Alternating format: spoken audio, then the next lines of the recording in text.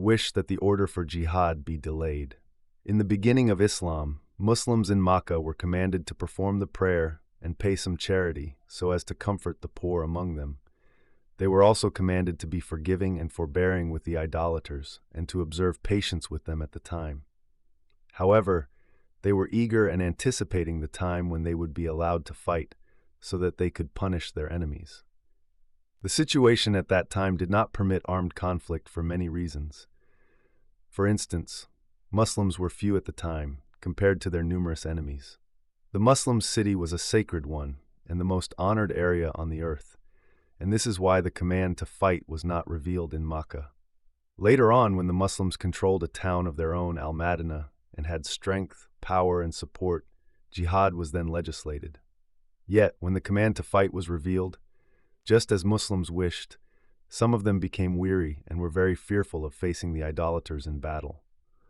وَقَالُوا رَبَّنَا لِمَ كَتَبْتَ عَلَيْنَا الْقِتَالَ لَوْلَا أَخَّرْتَنَا إِلَى أَجَلٍ قَرِيبٍ, meaning, we wish that jihad was delayed until a later time because it means bloodshed, orphans and widows.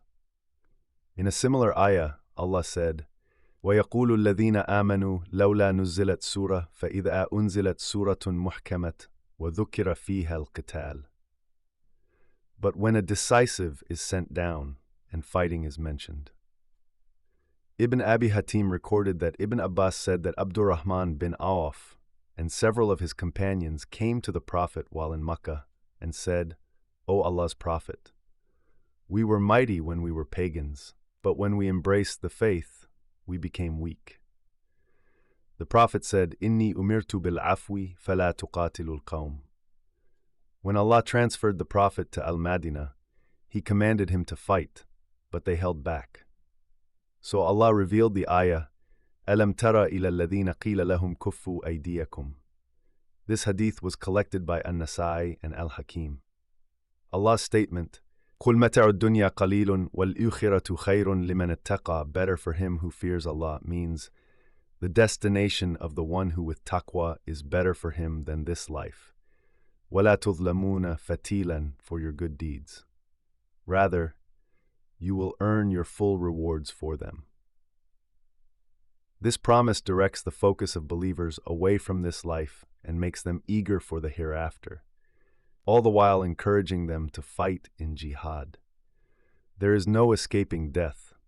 Allah said, أَيْنَمَا تَكُونُوا يُدْرِكْكُمُ الْمَوْتُ وَلَوْ كُنْتُمْ فِي بُرُوجٍ مُشَيَّدَةٍ, meaning, you shall certainly die and none of you shall ever escape death.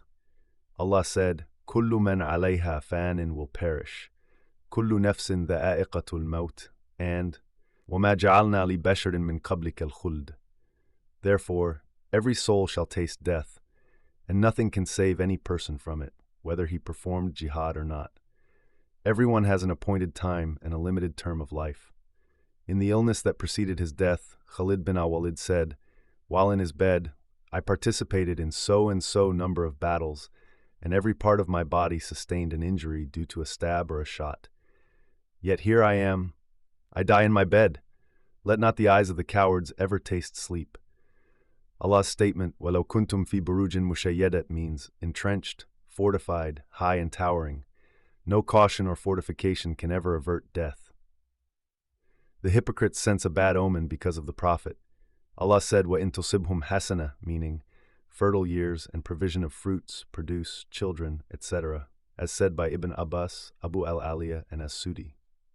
يَقُولُ هَذِهِ مِنْ عِنْدِ اللَّهِ وَإِن تُصِبْهُمْ سَيِّئَةٌ, drought, famine, shortages of fruits and produce, death that strikes their children or animals, and so forth, as Abu al-Aliyah and As-Sudi stated. يَقُولُ هَذِهِ مِنْ عِنْدِكَ, meaning, because of you, and because we followed you and embraced your religion. Allah said about the people of Fir'aun, فَإِذَا جَاءَتْهُمُ الْحَسَنَةُ قَالُوا لَنَا هَذِهِ وَإِن تُصِبْهُمْ سَيِّئَةٌ يَطَّيَّرُوا بِمُوسَى وَمَنْ مَعَهُ. Allah said, وَمِنَ النَّاسِ مَنْ يَعْبُدُ اللَّهَ عَلَى حَرْفٍ. The same is the statement uttered by the hypocrites, who embraced Islam outwardly, but disliked it inwardly. This is why when a calamity befell them, they attributed it to following the Prophet.